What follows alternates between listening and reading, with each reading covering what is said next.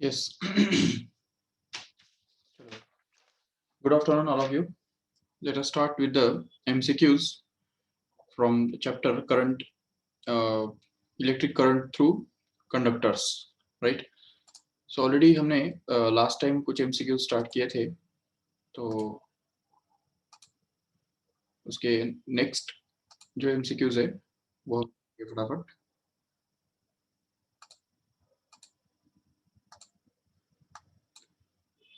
yes.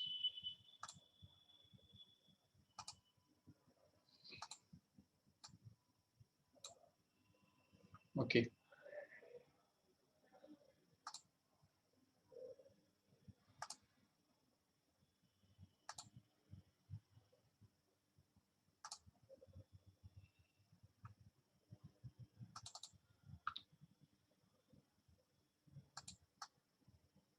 Okay, so I think we are done with the MCQ 14th, right? 14th वाला MCQ हमने already किया था. Okay. तो उसका नेक्स्ट जो है 15th MCQ हम देखेंगे अभी. तो देखो ठीक से 15th वन पढ़ो एक बार ठीक से. The resistance across A and B in the following figure is. Okay, तो देखो यहाँ पे ठीक से कि ये जो फिगर है तो वो अगर हम सपोज ड्रॉ करते हैं फिर से एक बार तो देखा जा सकता है.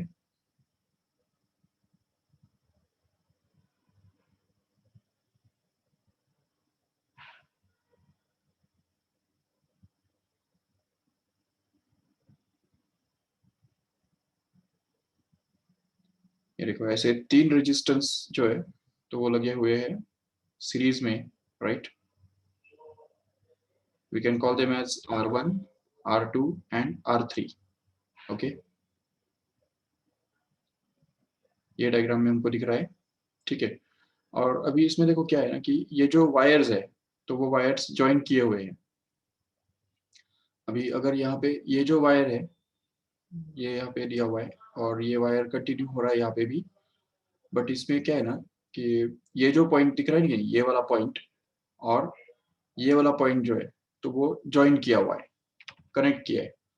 That means we can here say that this point is actually connected with this point here, correct है. और एट द सेम टाइम यहाँ देखो ये जो पॉइंट है ये और ये वाला पॉइंट भी कनेक्ट किया हुआ है, जो कि यहाँ पे हम देख सकते हैं कि यहाँ पे ये जो पॉइंट है ये सीधा कनेक्ट किया हुआ है इस वाले पॉइंट के साथ, करेक्ट है. यस. तो अगर ऐसा है तो अभी this circuit is actually equivalent to an another circuit because see अगर सपोज हमने ये कनेक्शन कर दिए है तो इसका मतलब जब कि इसको यहाँ पे हमने कनेक्ट कर दिया मतलब ये पॉइंट अगर ये वाला पॉइंट अगर हमने सीधा जाके इस पॉइंट के साथ अगर कनेक्ट कर दिया और इसके बीच में कुछ भी नहीं है, it's a single wire, normal wire है वो, तो ऐसे केस में क्या हो रहा है एक तरह से कि it is equivalent that we just flip this resistance and just turn it through 180 degree and just keep it at this point here. देखो ठीक से यहाँ पे ऐसे ही हो गया वो, मतलब हमने क्या किया इस रेजिस्टेंस को टर्न किया 180 डिग्री से और वो यहाँ पे हमने उसको उल्टा करके रख दिया, ठीक है. चलो ठीक है. अभी ये जो पॉइंट था यहाँ पे जिसको हमने यहाँ पे बी बोला था, ये जो बी पॉइंट दिख रहा है कि नहीं, जो कि यहाँ पे बी रहने वाला है, तो वो पॉइंट एक्चुअली इस तरफ चला गया यहाँ पे. This is the point B here now. Hello hello.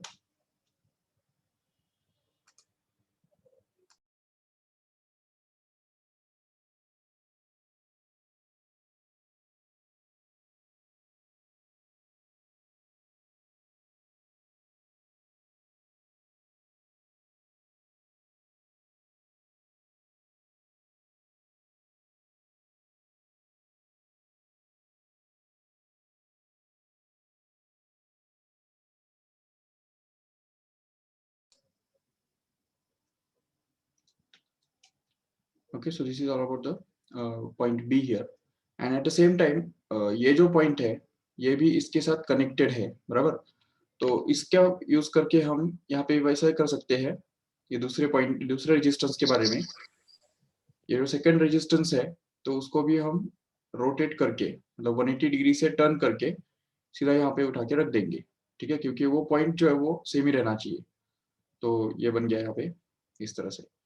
अभी इसको अगर हम सपोज देखेंगे तो ये जो पॉइंट है वो कनेक्टेड है इधर, ठीक है, और ये इधर का जो पॉइंट था ये ए पॉइंट सीधा उधर चला गया, बराबर। तो उसकी वजह से हम ये जो पॉइंट है इसको ए बोल सकते हैं। This point is going to be actually A, okay, and this is B here, okay. And B जो है ओके ये उल्टा हो गया और ये इस तरफ आ गया।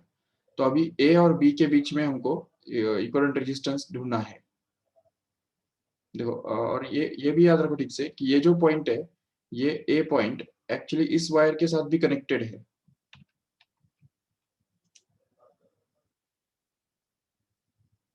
और यहाँ पे तो कनेक्टेड है ही ऑलरेडी, तो मतलब यहाँ पे भी कनेक्शंस है देखो, ठीक है। तो इन शॉर्ट क्या है ना कि ये तीनों रेजिस्टेंसेस जो है वो एक्चुअली पैरेलल में लग रहे हैं। All this three resistances are connected in parallel, okay. तो ये पैरेलल में रेजिस्टेंसेस है तीनों। और अगर हर एक का वैल्यू अगर आर है तो हमको पता है ऑलरेडी कि when three resistances are in parallel and each of them are equal in equal value, then we can get the equivalent resistance to be simply R by 3, which is already there in option C here. So this C must be the correct option. Okay. देखो there is another method to solve the same problem here. अगर तुमको visualisation में थोड़ा सा नहीं hand अगर नहीं है तो उसके लिए एक सेपरेट मेथड भी है। देखो ठीक से वो भी मैं एक्सप्लेन करता हूँ, just concentrate. See we can just draw the point B here. ये पॉइंट बी हमने यहाँ पे ड्रॉ किया, ठीक है, this is the point B here and here we can draw the point A here, okay. तो ये ए जो पॉइंट है तो वो भी हम ड्रॉ करेंगे इधर, जिनके बीच में ही हमको इक्विवेलेंट रेजिस्टेंस निकालना है, ठीक है। अभी देखो सिंपली एक चेक करो कि ये जो आर रेजिस्टेंस है, इस आर रेजिस्टेंस का एक एंड पॉइंट कहाँ पे लग रहा है, बी पे लग रहा है, दिख रहा है। और दूसरा जो एंड पॉइंट है वो कहाँ पे लग रहा है, इस पॉइंट पे लग रहा है, जो कि एक्चुअली इसके साथ कनेक्टेड है, जिसको ये हमने ए बोल के रखा है।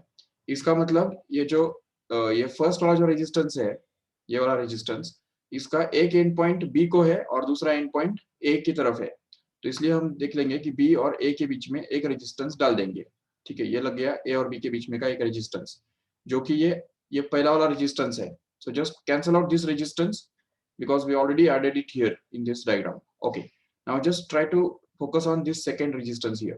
इस second resistance का देखो end points क्या दिख रहे हैं तुमको। इसका एक end point जो है, इस तरफ का जो end point है वो तो A के साथ connected है, बराबर। और उसका जो दूसरा end point है वो सीधा जाके B के साथ connected है। इसका मतलब इस resistance का भी दोनों end points कौन है, B और A ही तो है कि नहीं। तो इसलिए हम यहाँ पे भी इस रेजिस्टेंस के बारे में भी बोल सकते हैं कि उसके points and points A B है, करके ए और बी दोनों पॉइंट्स के बीच में और एक रेजिस्टेंस हमने लगा दिया, जो कि ये रहने वाला है, जिसको हमने कट कर दिया, अभी कैंसिल कर दिया, ठीक है। अभी थर्ड रेजिस्टेंस के ऊपर अगर फोकस करते हो तो उसके एंड पॉइंट्स देखो कौन कौन है। उसका एक एंड पॉइंट है ये, ओके, जो कि सीधा इस वायर के थ्रू बी के साथ कनेक्टेड है, राइट। तो एक एंड पॉइंट उसका बी हो गया और दूसरा एंड पॉइंट देखो सीधा ए ही तो है, वो तो उसको तो हमने नाम ही ए रखे देके रखा है। तो इसलिए इसका भी दोनों एंड पॉइंट्स ए और बी ही है, तो जिसकी वजह से यहाँ पे ए और बी के बीच में और एक तीसरा रेजिस्टेंस हमको लगाना पड़ेगा, जो कि ये इसकी वजह से हम देख सकते हैं अभी ये तीसरा रेजिस्टेंस भी कंप्लीट हो गया। तीनों रेजिस्टेंस हमने यहाँ पे ए और बी के बीच में डाल दिए, जो कि एक दूसरे को पैरेलल में आने वाले हैं, जिसकी वजह से यहाँ पे अभी R/3 ये उसका पूरा इक्विवेलेंट रेजिस्टेंस आएगा। ये भी कैसे आया समझा ठीक से सबको, क्योंकि हमारे पास ऑलरेडी है 1/Rp is actually equal to 1/R1 plus 1/R2 plus 1/R3, and here R1, R2 and R3 all of them are same as R, so we can get this as 3/R, so that 1/Rp equal to 3/R gives Rp is equal to R/3 as a final value, okay. So this is the 15th sum. Let us see this next one, that is 16th one here. In the circuit shown below, the resistances are given in ohm and the battery is assumed ideal with EMF 3 volt. The voltage across the resistance R4 is, okay. देखो यहाँ पे R4 के across resistance कितना होगा, ये हमको ढूंढ के निकालना है, ठीक है। अभी देखो इसमें एक बात है ना, तुमको एक सीखना होगा कि there is a concept of potential divider formula. Remember potential divider formula, ठीक है। तो पोटेंशियल डिवाइडर फॉर्मूला अगर सीख लो तो उसकी वजह से बहुत सारे जो कॉम्प्लिकेटेड एग्जांपल्स है तो वो हम बहुत इजीली कर सकते हैं। देखो ठीक से मैं एक्सप्लेन करता हूँ 1-2 मिनट में एक सेपरेट स्क्रीन पे। Just focus on what is the voltage divider formula. Remember voltage divider formula. Okay, see there are suppose number of resistances which are connected in series suppose, ठीक है, क्योंकि series में ही voltage divide होता है। Okay, parallel में क्या होता है, करंट डिवाइड होता है। तो उसके लिए करंट डिवाइडर फॉर्मूला है, that is separate, that will see later. But अभी अभी फिलहाल हम पोटेंशियल डिवाइडर या वोल्टेज डिवाइडर फॉर्मूला पे फोकस करेंगे जो कि सीरीज कॉम्बिनेशन में यूज होता है। अगर मान लो ये रेजिस्टेंस जो है वो R1, ये सेकेंड वाला R2 और थर्ड वाला R3 है सपोज, ठीक है। तो इसमें हमको ये पता करना है कि इस R1 के अक्रॉस कितना वोल्टेज आने वाला है, इस R2 के अक्रॉस कितना वोल्टेज आएगा और R3 के अक्रॉस कितना वोल्टेज आएगा। जबकि कंबाइंड वोल्टेज जो है, total voltage across this combination is already known to be V suppose. तो इस पूरे कॉम्बिनेशन के अंदर अगर V इतना वोल्टेज है तो उसको यूज करके हम इंडिविजुअली R1, R2 और R3 के बीच में कितना वोल्टेज आएगा वो हमको ढूंढ के निकालना है। Let us suppose that is V1 is the voltage across R1, V2 across R2 and V3 across R3, no doubt.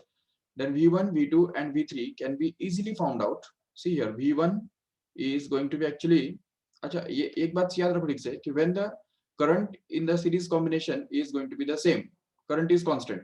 So according to the formula V is equal to I into R, we can say that I is constant, so we can say that V is directly proportional to R. That means the ratio of V1 is to V2 is to V3 is going to be actually equal to R1 is to R2 is to R3, correct है। और जब भी हमको किसी एक simple number को अगर ratio में अगर डिवाइड करना है, किसी रेशियो में अगर बांटना होता है तो उसके लिए एक सिंपल सा फॉर्मूला हमको मिलता है जो कि first part will be actually equal to the first ratio, ये R1 upon the total of R1 R2 plus R3, ठीक है, and that is multiplied with V, that is the total voltage here. तो ये total voltage जो है वो multiply होने जा रहा है R1 divided by R1 plus R2 plus R3। It's that very simple formula we can see, and similarly V2 can be obtained to be simply equal to R1 R2 upon again R1 plus R2 plus R3, and that is to be multiplied with the same, that is V. And in the same way here V3 will actually be written to be equal to R3, that is divided by the same once again, that is R1 plus R2 plus R3, and that is to be multiplied with V as a final. अभी इसका एक example लेके हम देखेंगे ताकि आपको वो समझ में आए ठीक से। देखो अगर सपोज हमारे पास एक कॉम्बिनेशन है, ठीक है, 3 रेजिस्टेंसेस सपोज हमारे पास है जिनका वैल्यू सपोज है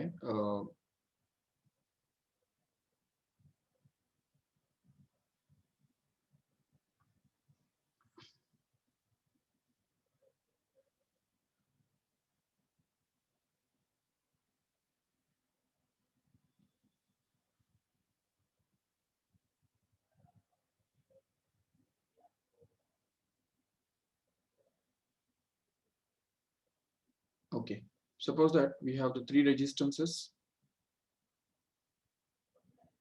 R1, R2 and R3 whose values are like 150, 200 and 100 respectively. Okay, देखो ठीक से ये 3 रेजिस्टेंसेस है हमारे पास जिनके वैल्यूज दिए हुए हैं 150, 200 एंड 100। और सपोज कि यहाँ पे इस पूरे कॉम्बिनेशन के अंदर हमने एक वोल्टेज अप्लाई किया है कि जो दिया हुआ है already, suppose it is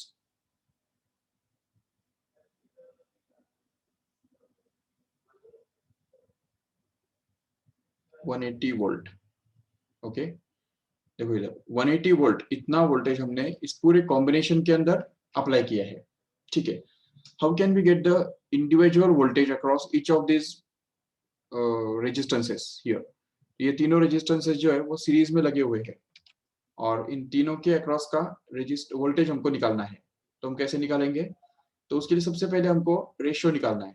What is the ratio of R1 is to R2 is to R3? Can you tell me? See, R1 is going to be 150, then again it is 200, and last it is 100 only, right? So that we can just get the ratio by dividing this whole thing by 50. Okay, each of these divided by 50 अगर करेंगे तो उससे क्या होगा? 53 are 150, so we can get this 3 here, then is 2, it is 4 here, and that is 2 here. Correct है? So R1 is to R2 is to R3 कितना मिल रहा है हमको? 3 is to 4 is to 2 मिल रहा है। और जबकि हमको पता है ऑलरेडी कि this is a series combination, so in series combination we know that current remains the same, and since current is constant, we can say that this voltage is proportional to resistance. That means the ratio of voltages V1 is to V2 is to V3, where V1, V2, V3 are the voltages across each of these resistances, R1 and R2 and R3. Okay, so we can say that is V1, V2 is to V2 is to V3 is actually going to be 3 is to 4 is to 2. Abhi, just by taking the ratio, how can we get each of these individual components of the voltages? So देखो ये total voltage तो हमको पता है already 180 volt है, तो हमको क्या करना है? V1 निकालने के लिए उसका फ्रैक्शन निकालना है। फ्रैक्शन कितना है उसका? देखो 3 upon total of this 3, 4 and 2. How much that fraction is going to be? देखो 3 upon what is this? 3 plus 4 plus 2, it's going to be 9, right? So 3 by 9 times of this 180, which is to be split. Okay, ये 180 हमको constant रखना है. It is the total voltage which is to be multiplied with the fraction of the first resistance, which is going to be this 3 upon the total of these 3, 4 and 2, right? So that we get this 3 by 9 times of 180, which is going to be the first component. In the same way here, the second voltage means voltage across this second resistance of 200 ohm can be obtained to be simply equal to its ratio. उसका fraction कितना आएगा? 4 upon 3 plus 4 plus 2. Correct है? What is it? 4 upon 3 plus 4 plus 2 is going to be 9 simply, and that is to be multiplied with 180 once again, and that is going to be the ratio, voltage across the second resistance here. And in the last, finally, we can see the total voltage across the third resistance can also be calculated. That is V3, which is going to be its ratio. उसका ratio, इसका fraction कितना आएगा? 2 upon the total, that is 3 plus 4 plus 2, which is going to be actually 2 by 9. Okay, so 2 by 9 should be multiplied with 180, and that will give us the voltage across this third resistance of 100 ohm. That's it. Method समझ में आया सबको ठीक से? देखो here, if we just reduce this, then we get this 9 ones are 9 twos are, and 20 multiplied by 3 comes out to be 60 volt. That's it. This third one, second one is 9 ones are again 9 twos are, and as it is, so 24s are 80 volts, and this third one is going to be 9 ones are again and 9 twos are, and 0 as it is, 2 20s are 40 simply. So the three resistances are going to be 60 volt, 80 volt and 40 volt. If we check, then these three add up to 180. You can just verify. Okay, अगर आपको चाहिए तो आप verify भी कर सकते हो। 60 plus 40 कितना होता है? 100, और ये 80 अकेला, तो ये it comes out to be 180, no doubt. At the same time, the ratio of these three, if we just divide all of them by 20, then we come to know that the ratio of these three is going to be same, that is 3 is to 4 is to 2. Correct है? No doubt. So in this way we can find out the individual voltage. If you want to find out the voltage across this first resistance only, no need to find out this other two unnecessarily. Okay, we can even find out single voltage, okay, using this technique. That's why it's called as the potential divider formula, or it's also called as the voltage divider formula. Remember, so it is used in this way. Okay, अभी ये तुमको समझा है कि नहीं? ये check करने के लिए मैं जो आपको एक सिंपल सा क्वेश्चन बताता हूँ, क्वेश्चन पूछता हूँ जो आपको सॉल्व करना है, और उसका आंसर चैट बॉक्स में आपको लिखना है। ठीक है, be quick. Suppose there are the two resistances, okay, one is suppose of 50 ohm and other one is of suppose 70 ohm. Okay, and suppose we have put a voltage of 240 volts in the combination. How much voltage you can expect in each of these? In the first one at least. First one के अंदर कितना voltage आएगा बताओ जल्दी, chat box में डालो फटाफट.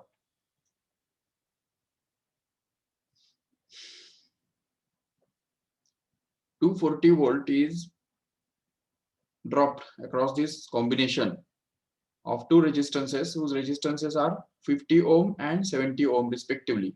Yes, very good.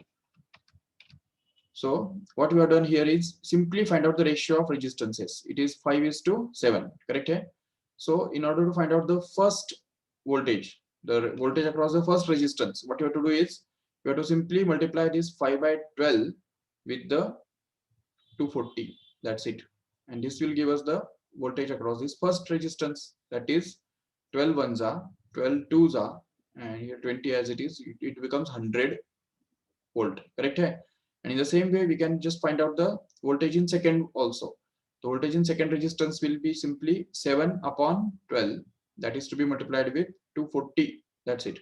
So that we can again cancel this 12 with 240, leaving behind 20. And 27s are 140 volt is dropped in the second resistance. Very good in this way. Okay, so in this way, we can find out the voltage by just taking the simple ratio. Okay, if suppose, for example, another example, if suppose we have resistance 3 and 4, and suppose voltage of 210 volt is applied across the combination, how much voltage you can expect in this individual voltage resistances? इस 3 के अंदर कितना voltage आएगा बताओ. अभी देखो ratio निकालने की भी जरूरत नहीं है क्योंकि ऑलरेडी जो रेजिस्टेंसेस है तो वो प्राइम ही है, रिलेटिव प्राइम है, तो उसकी वजह से यहाँ पे 3/7 multiplied by 210 will give us the voltage in the first resistance, and in the same way here 4/7 into 210 will give us the voltage in the second resistance in this way here. And as we know that these 7 3s are 21, so 30 multiplied by 3 comes out to be 90, and here 30 multiplied by 4 comes out to be 120. That's it. We can just do it orally. It's very easy. Okay, so this is called as the voltage divider formula, and we have to use it here.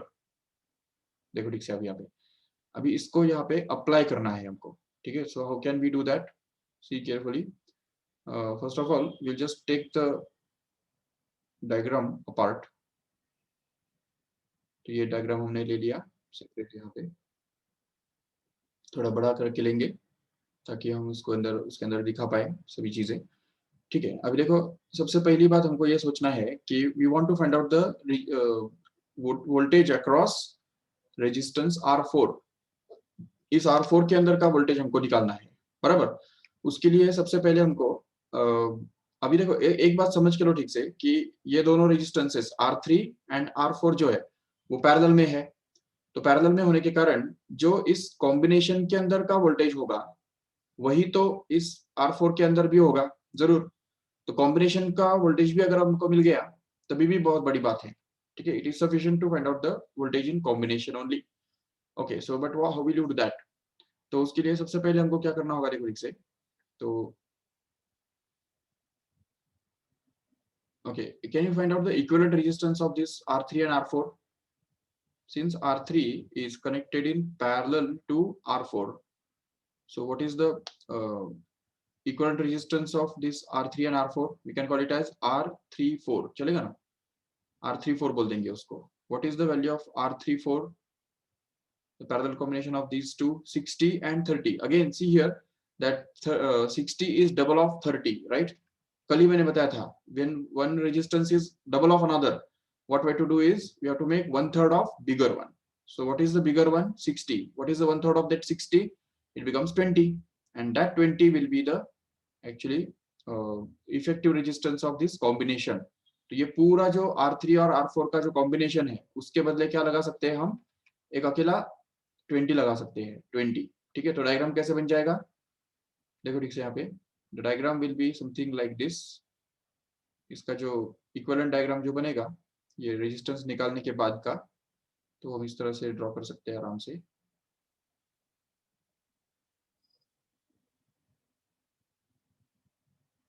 ये देखो बाकी सारे resistances अपनी जगह पे है।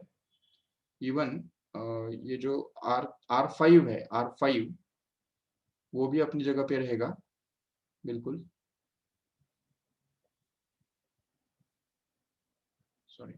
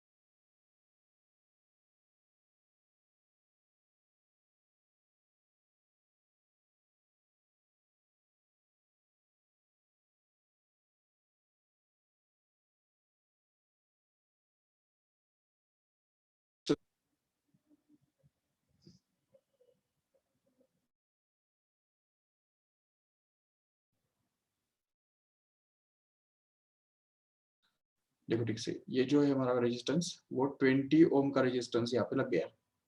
ठीक है, मतलब समझा तुमको? ये पूरा जो कॉम्बिनेशन है, पैरेलल कॉम्बिनेशन, उसके बदले यहाँ पे अकेला ये 20 आ गया क्योंकि इसका पैरेलल कॉम्बिनेशन का इफेक्टिव रेजिस्टेंस है।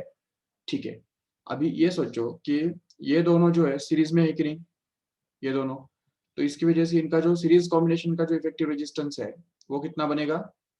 तो उसको हम बोल सकते हैं it will be 50 ohm, actually 50 ohm, so that we can just draw the equivalent circuit once again.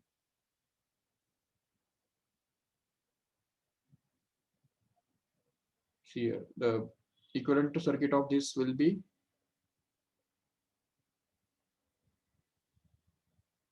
yes, everything is already as it is, but only the difference is that this branch will contain a single resistance of 50 ohm, because it is going to be the effective resistance of this combination of this 20 ohm resistance and 30 ohm resistance. Okay, तो ये दोनों का series combination का, हमको पता है series में क्या होता है, रेजिस्टेंसेस सिंपली ऐड होते हैं, बराबर, तो इसलिए उसको हम बोल देंगे वो बन गया 50 ओम।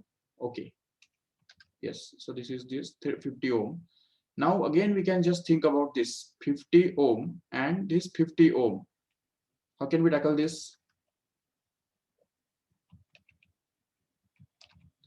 तो यहाँ पे क्या हो रहा है, देखो ठीक से, कि ये 50 ओम और 50 ओम, इन दोनों का जो पैरेलल कॉम्बिनेशन का इफेक्टिव रेजिस्टेंस कितना बनेगा? एक्चुअली इट विल बिकम 25 ओम। समझा क्यों 25 ओम वो बनेगा?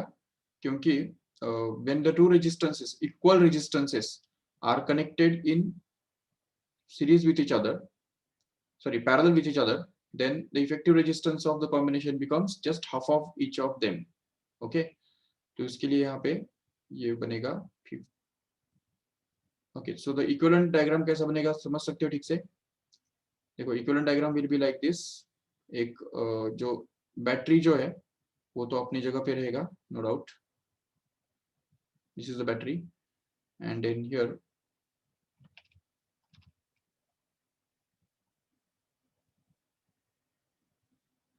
and there is a resistance of 50 ohm on its place, no doubt।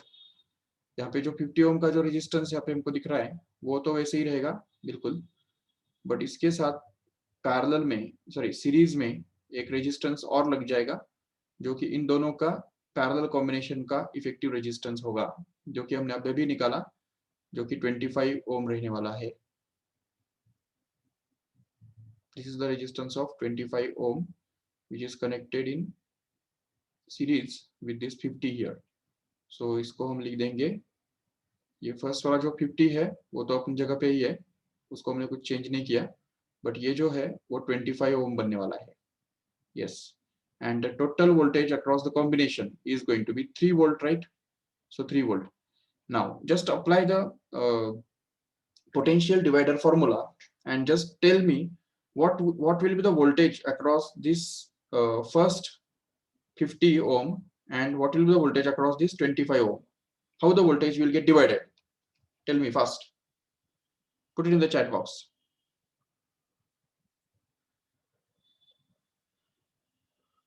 3 volt का वोल्टेज अगर कॉम्बिनेशन में आ रहा है तो वो वोल्टेज 50 ओम और 25 ओम वाले रेजिस्टेंस के अंदर कैसे ड्रॉप होगा?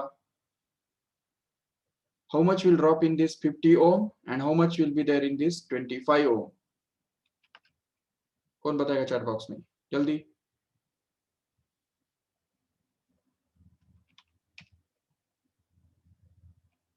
अरे इतना टाइम नहीं लगना चाहिए. It's very easy. See here, what is the ratio of these resistances 50 and 25? Ratio कितना है बताओ? What is the ratio of 50 is to 25? Ratio is 2:1. Do you agree with this? 2:1. Okay. So now we have to divide these 3 in 2 parts in the ratio 2:1. So it is 2:1 only. है कि नहीं? Means 2 and 1 only. तो इसका मतलब ये 3 ओम में से 2 volt कहाँ पे जाएगा? इधर 50 वोल्ट 50 ओम के अक्रॉस जाएगा और उसमें से बचा हुआ जो 1 वोल्ट है वो जाएगा इधर 25 ओम के अक्रॉस. ये बात आई क्या समझ में ठीक से? चेक करो एक बार ठीक से. First of all, we have to find out the ratio of resistances. Once we get the ratio of resistances, we can just split this 3 volt in that ratio. So 3 volt को हमको split करना है दो parts में जिनका ratio 2:1 होना चाहिए. अभी 3 को तो अगर हम स्प्लिट करेंगे तो 2 और 1 ही पार्ट मिलेंगे कि नहीं जिनका रेशियो 2:1 मिलेगा. जो हमको रेशियो मिल रहा है वही पोटेंशियल डिफरेंसेस मिल रहे हैं हमको. ठीक है, तो यहाँ पे हमको मिल गया 2 वोल्ट पोटेंशियल डिफरेंस और इस 25 ओम के रेजिस्टेंस के अक्रॉस हमको मिल गया 1 वोल्ट का पोटेंशियल डिफरेंस. ओके, अभी ये बात याद रखो. तो लेकिन ये 25 जो है ना 25 ओम वो एक्चुअली इस पैरेलल कॉम्बिनेशन का इफेक्टिव रेजिस्टेंस है कि नहीं? इस पूरे पैरेलल कॉम्बिनेशन का इफेक्टिव रेजिस्टेंस वो है, राइट, जो कि 1 वोल्ट है. तो अगर पूरे इसके अंदर इस कॉम्बिनेशन के अंदर अगर 1 वोल्ट आता है तो अभी मुझे बताओ कि 1 वोल्ट की वजह से, ठीक है, इसके अंदर भी 1 वोल्ट इतना वोल्टेज ड्रॉप होगा और इस 50 के अंदर भी 1 वोल्ट ही वोल्टेज ड्रॉप होगा क्योंकि पैरेलल कॉम्बिनेशन है कि नहीं? पैरेलल कॉम्बिनेशन में क्या होता है? Voltage remains the same, no doubt. चलो ठीक है, तो अभी ये तो हमको पता चल गया है कि इस 50 के अंदर 1 वोल्ट का पोटेंशियल डिफरेंस ड्रॉप हो रहा है, वो हम यहाँ पे मार्क करके रख देंगे. ठीक है, but this 50 ohm resistance is actually the effective resistance of these two resistances, one each of 20 and other one is of 30, right? So अगर ये पूरे कॉम्बिनेशन के अंदर अगर 1 वोल्ट ड्रॉप होता है तो फिर उसमें से इस 20 ओम के अंदर कितना ड्रॉप होगा और इस 30 ओम के अंदर कितना ड्रॉप होगा बताओ जल्दी. Just split this one in 2 parts which are in the ratio of resistances. Ratio of resistance कितना है अभी यहाँ पे 20:30, मतलब 2:3 है कि नहीं? 2:3. So can you put split one in 2 parts in the ratio 2:3? How can we do that? अभी मैंने बताया कि अगर हमको एक नंबर किसी भी नंबर को अगर हमको स्प्लिट करना होता है 2 पार्ट्स में तो क्या करना होता है? फ्रैक्शन निकालने का पहले 2/2 + 3 मतलब कितना 5 इनटू जिसको डिवाइड करना है वो मतलब 1, राइट? ये बन गया first component. And second component कैसे मिलेगा तुमको? ये देखो, ये 3 divided by the total that is 3/5. तो देखो 3/5 and that is to be multiplied with 1 again. So what is this 2/5 into 1? It comes out to be 0.4, right? And here 3/5 into 1 comes out to be 0.6. Just check 0.6 and 0.4. Doesn't it add up to 1? Yes, no doubt. So it adds up to 1. That means what is the conclusion here? What is the ratio? What is the potential difference across this 20 ohm voltage, 20 ohm resistance here? It is 0.4 volt. Okay, 0.4 volt. And 30 ohm की resistance के across कितना voltage आ रहा है? तो बचा हुआ that is 0.6 volt. Okay. Now just let us move further. अभी यहाँ पे सोचो कि ये जो 20 ओम के अंदर का रेजिस्टेंस जो है उसके अंदर का जो वोल्टेज ड्रॉप है 0.4 वोल्ट वो तो इस कॉम्बिनेशन के अंदर रहने वाला है. क्यों? क्योंकि इस पूरे कॉम्बिनेशन का जो इफेक्टिव रेजिस्टेंस है वही तो यहाँ पे 20 ओम से हमने डिनोट किया है कि नहीं। तो इसलिए 20 ओम के अंदर जितना भी वोल्टेज ड्रॉप रहेगा उतना ही पूरे कॉम्बिनेशन के अंदर रहने वाला है। तो इसलिए इस पूरे कॉम्बिनेशन के अंदर कितना वोल्टेज रहेगा? 0.4 वोल्ट का वोल्टेज रहेगा। ठीक है, और कॉम्बिनेशन में जितना रहेगा उतना ही R4 के अंदर भी रहेगा और उतना ही R3 के अंदर भी रहेगा, क्योंकि पैरेलल में है वो। तो पूरा रह सके कंक्लूजन क्या मिलता है? R4 के अंदर का जो रेजिस्टेंस है, R4 रेजिस्टेंस के अंदर का जो वोल्टेज ड्रॉप है वो कितना आ रहा है? 0.4 वोल्ट, जो कि यहाँ पे ऑप्शन ए के अंदर हमको क्लियर दिख रहा है।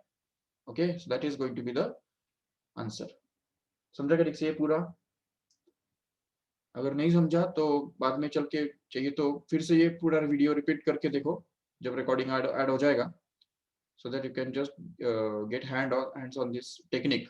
ठीक है, that is called as voltage divider formula, remember.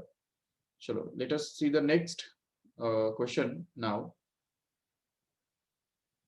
Yes, 17th one. In the circuit shown here, the currents I1 and I2 are, okay, currents we have to find out I1 and I2. I1 मतलब ये अपर branch के अंदर का जो current है तो उसको हम I1 बोल सकते हैं। ठीक है, दिस इज I1। ओके, और जो लोअर ब्रांच है तो उसके अंदर का जो करंट है वो I2 बनने वाला है। ठीक है, देखो सबसे पहले हमको इस पूरे ब्रांच के अंदर का जो करंट है वो पहले निकालना है। How can you find out that first? See, the branch current can be found out by using the simple formula, that is I is equal to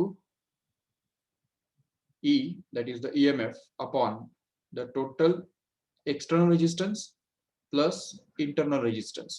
Okay, अब यहाँ पे इंटरनल रेजिस्टेंस तो हमको ऑलरेडी दिया हुआ है, इट इज 1 ओम, करेक्ट है? 1 ohm is the internal resistance and this 12 volt here is going to be the EMF which is put here. यहाँ पे E के बदले हमको उसको डालना है, but what about this external resistance? Is it given? No, it's not directly given. We have to find it out. So how will you find it out? So सबसे पहले हमको ये समझना है कि 12 ohm और 4 ohm इन दोनों का इफेक्टिव रेजिस्टेंस कितना होगा पैरेलल कॉम्बिनेशन का। तो उसके लिए हमको ये फॉर्मूला अप्लाई करना पड़ेगा, या तो फिर एक सिंपल सा टेक्निक यूज करो। देखो 4 का थर्ड मल्टीपल है कि नहीं? 12। तो क्या बताया था, when one resistance is n times of other, then what we have to do is we have to divide the bigger one by n plus 1, that's it। तो जबकि 4 ओम का 4 का ट्रिपल 12 है, तो बड़ा कौन इसमें से? 12 का क्या करना है? 1/4 करना है, 1/4। क्यों? क्योंकि वो ट्रिपल है इसलिए। तो जब ट्रिपल होता है तो 1/4 करने का, जब 4 टाइम्स होता है तो 1/5 करने का, and so on like that. तो इसलिए आप 12 का 1/4 करेंगे तो कितना आएगा? 3 आएगा। तो इसलिए इस पूरे कॉम्बिनेशन के बदले हम क्या कर सकते हैं, एक अकेला 3 ओम का रेजिस्टेंस चिपका सकते हैं। ठीक है, so the equivalent circuit diagram now will become like this. इसका जो इक्विवेलेंट सर्किट डायग्राम है वो कुछ इस तरह से बनेगा।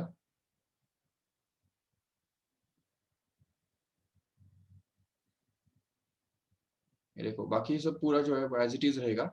So the only difference here is that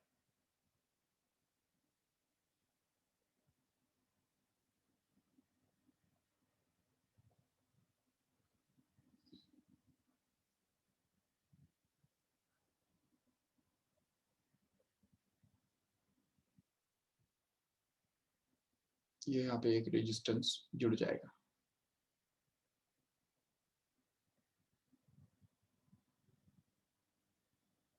okay, ये रहा हमारा 3 ओम का रेजिस्टेंस, समझा ठीक से?